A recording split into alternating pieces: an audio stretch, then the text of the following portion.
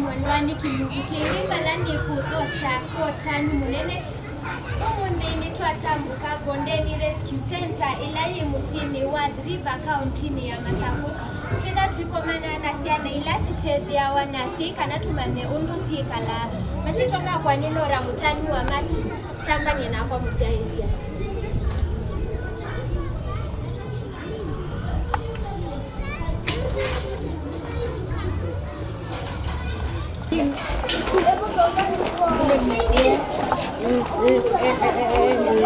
Bondeni Rescue Center ni kituo kila kitetha cia ciana ila itethia wana asiai.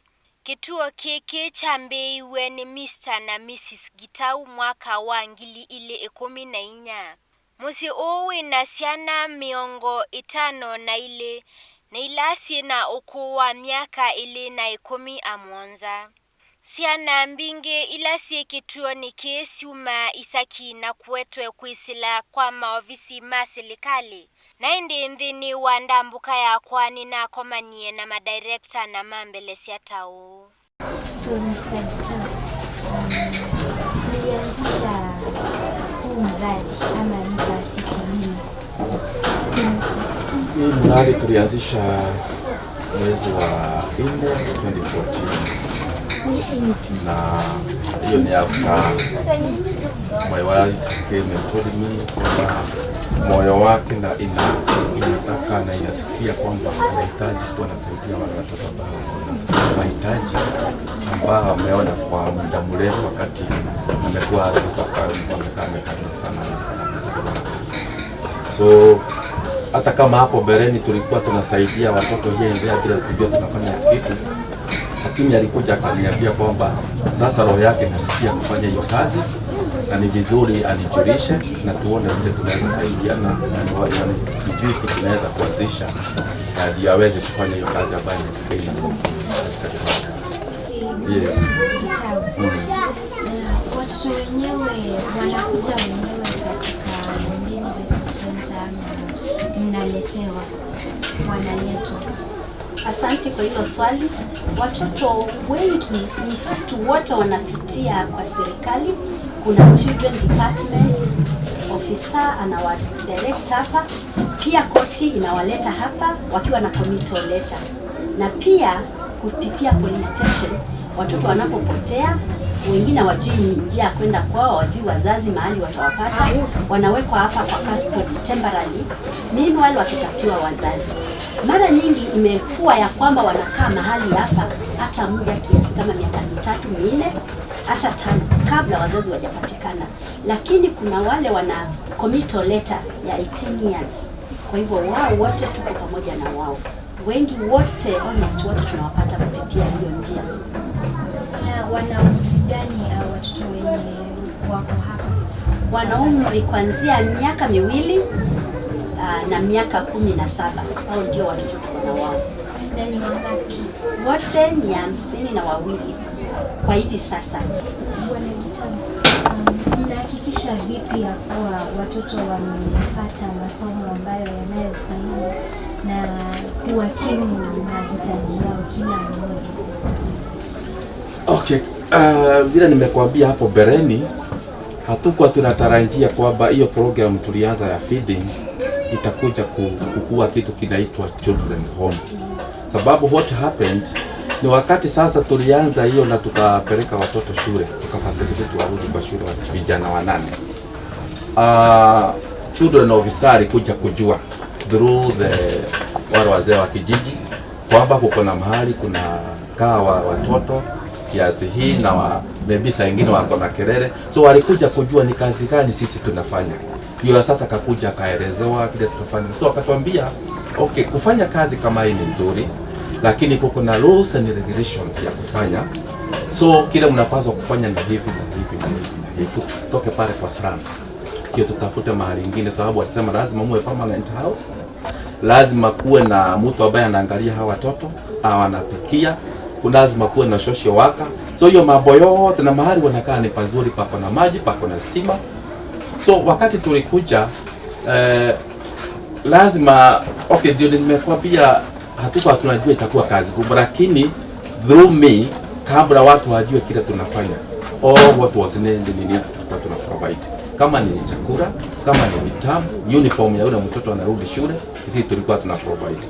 Lakini wakati tulikuja kutoka kwa slum vile sasa children officer alikuwa anahitaji na tukakuwa registered, unakuta kwamba sasa watu wameanza kujua kuna mahali vulnerable children wanakaa, wale abandoned, wale orphans na categories ya watoto wote ambao wako na shida tofauti.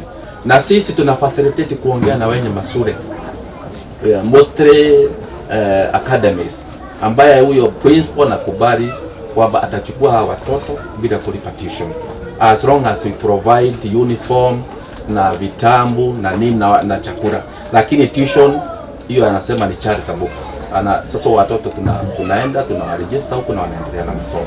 So wakati mtoto analetwa hapa, kama ameletwa na children officer, kama ametoka police department, kama ametoka kotini, haletangwi na chakula yoyote. Analetangwa mtoto sababu hakuna shida fulani. So wakati amefika hapa, ni juu yetu juu atalala aje, atakula aje na ameenda shule wapi. So hiyo ndio tunashughulika tukileta mtoto hapa. Umetaja kuna categories ama vitengo kadhaa vya watoto. Ni vitengo vipi ama ni categories zipi ambazo za watoto mnazo? Ule mtoto ambaye hatuna hapa ni ule tu disabled, sababu anahitaji special kuangaliwa special care. Lakini wengine wote orphans, some from needy backgrounds, abandoned children. Most of the small children ni abandoned. Wazazi wanakosana, wanawacha mtoto, tunaleta hapa hata kama ni family ya watoto 4. Tuko na wale ambao nao maybe unakuta ako na family lakini amekuwa rejected kwao, hata na family unakuta huyo sasa amewekwa juju, hakuna mahali, hakuna mtu anategemea. Maybe mostly unakuta kwamba mzazi fulani alikuwa na watoto 2 kutoka kwa bwana fulani amboma fulani, alitoka huko na akaolewa mahali nyingine.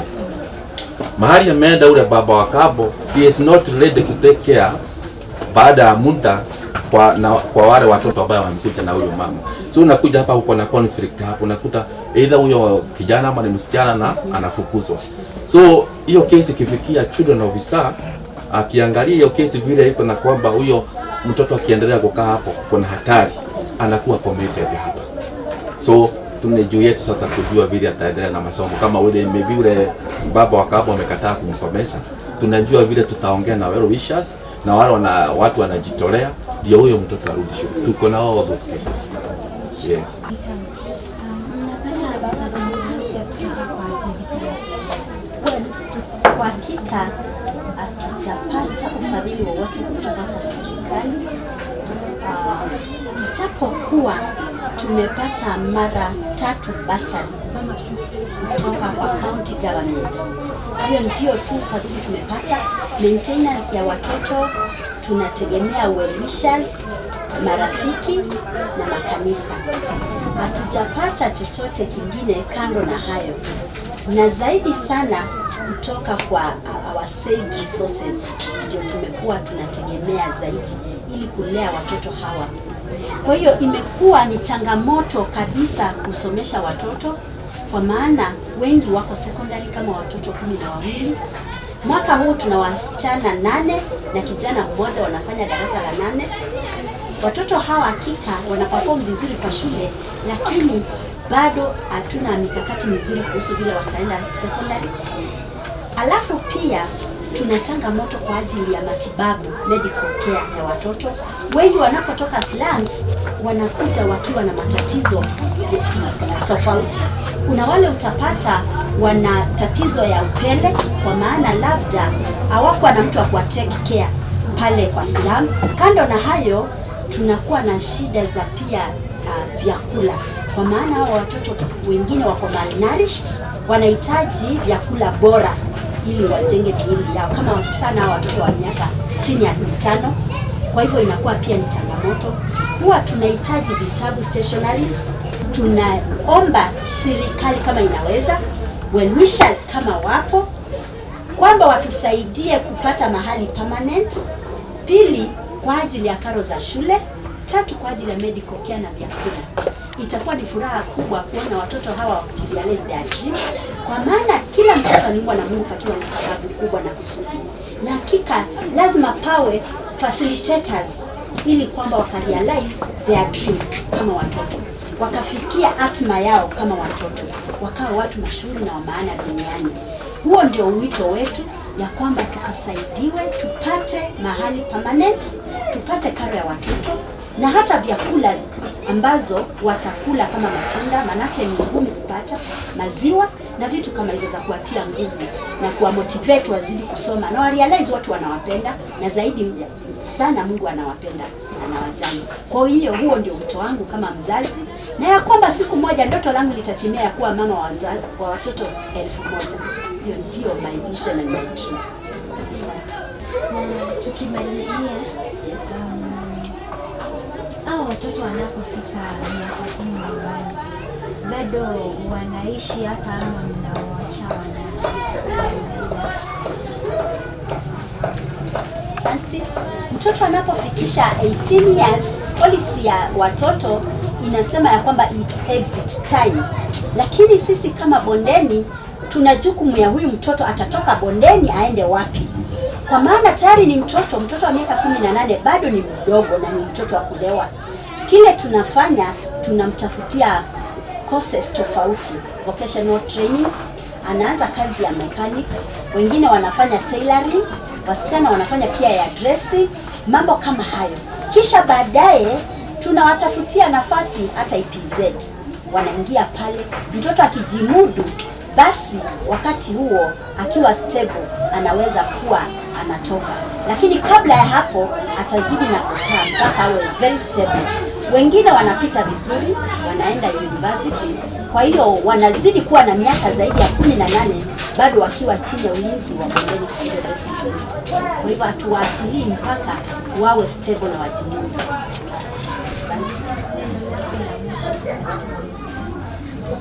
Okay, kabla sijafika hapo ningeongezea pale Mama Bondeni ameongea kusema kwanza ni kushukuru county government ya Machakos through the first lady ndamlia panga, sababu wakati umesikia kulingana na regulations ili tubidi tutoke kwa slums tukuje tutafute nyumba ambayo ni permanent, ikana all the facilities na wafanyikazi ambayo wanapaswa kulipo. So ikawa ni challenge kwetu ambayo hiyo ni mambo ambayo hatukuwa tumepangia. So wakati tulianza kulipa rent ya nyumba 30,000, bili ya stima ya maji, ilikuwa challenge. Na wakati tulitafuta nafasi na tukaongea na first lady na akaweza kukuja hapa akaleta chakula na vitanda, wakati tulifika hapa tulimwelezea shida yetu moja, kwamba hii nyumba tunalipa rent na tungehitaji kwamba aone vile county government inaweza kutuprovide na piece of land mahali tunaweza jua kwamba tukijenga hatutakuwa tunalipa rent. So yangu ni kusema kwamba apart from well wishes, county government vile na mama amesema bursaries tumepata mara 3 ya wale watoto ambao wako secondary. Kwa hivyo tumesaidiwa hapa, though sio enough sababu ya wale watoto wote tuko nao, na wakati hawapati tunajua tuko na shida. Sasa hii kuna wengine wanafukuzwa sababu ya balances. So ningekuwa nasema tu first lady ametusaidia, na bado tumewaambia vile umesikia waendelee kutafutia mahali ambapo tunaweza jengewa na mahali ambapo watoto hawatasumbuka. The other challenge apart from ile madam amesema ni ile kulipa wafanyikazi. Mfanyikazi kama ni social worker kama manager ambaye anakuja hapa anahitaji kulipa mshahara. Na vile umesikia hatujakaa sana, hii ni home iko sasa na miaka 4. Hatujadimudu sana, hatujapata miradi ambayo inaweza kuwa inaleta pesa ya kulipa kama wafanyikazi. Na ndio hapa tunasema tukipata shamba maybe tutaweza kuendelea kuweka miradi ambayo itakuwa inatupea pesa. Tunaweza kusimamia medical covers, tunaweza kusimamia mishahara ya wafanyikazi hivyo. So kile ningesema ni kwamba mahali kila kitu ikianza inakuanga gumu sana, lakini vile tumeweka Mungu mbele ameweza kutufikisha mahali ametufikisha. Na vile ningesema ni kwamba ni kukoro kwa well wishers ambayo wanaweza kuangalia makujua mambo ya Bondeni. Tunahitaji misaada yao na kushirikiana na wao kwa chochote ambayo wanaweza kusaidia. Kama ni chakula ni sawa, manguo nini, na wale watu wanaweza kufanya zaidi ya hiyo wasaidie ndio tuweze kusupport watoto wengi ambao wako na mashida. Unajua Athi River, we are the only home within Athi River town. Ile ingine siko baribari. So watoto wote wale kwa slums ya Athi River ni wengi sana, wanahitaji usaidizi. So tungetaka mahali home ikuwe kubwa, lakini tukishirikiana na wenyeji wajue hii sio mradi yetu, ni ya watu wote, ni ya community. Watoto wote ambao wanakuja hapa wanatolewa katika community. So wakuja tulishikiana vile tunaweza, chochote mtu ambaye anaweza kusaidia naye asaidie. Baada ya serikali kwa njia yoyote ambayo inaweza saidia Bondeni Children Rescue Center itusaidie, ndio nasi tuweze kutoa hiyo huduma ya kusaidia watoto wanaopata shida. Asante. Nini na komanie na imwe wa ciana ila ciekalava Bondeni Rescue Center na ciambele cia maundu kauta undu ciabikie ba. Kwa majina unaitwa nani? Faith Model. James Chanya. Unasomea shule gani? Valley View Academy. Na mko darasa la ngapi? Class 8. Class 3. Na ukimaliza shule unataka kuwa nini? Lawyer. Pastor. Mbona unataka kuwa lawyer? Nataka nisimamie watoto walio na masomo. Mbona unataka kuwa pastor? Nisome nimalize shule.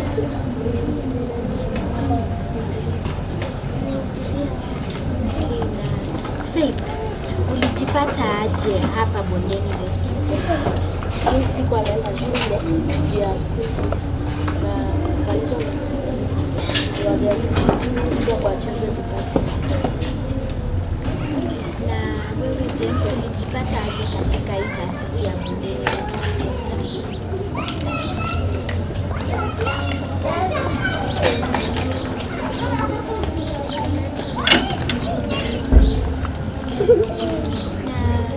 Kuna changamoto zozote ambazo mnazozipitia aidha mkiwa shuleni ama pale nje watoto kucheza na wao wanawatenga? Kuna changamoto zozote ambazo mnazipitia? Iko tu sawa.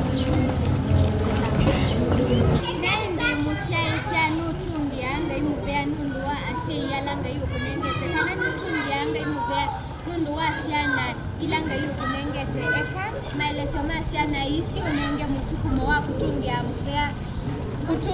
ngaimuvea katika kila evinda na kila kindu na ini kuma kwa nita wanora mutanu wa mati ni Bondeni Rescue Center Athi River County ni ya Masaku ni kuendea usiaisia museo wa ivinde ila mbingi tukumbanisye tiwa nesa musiaisia.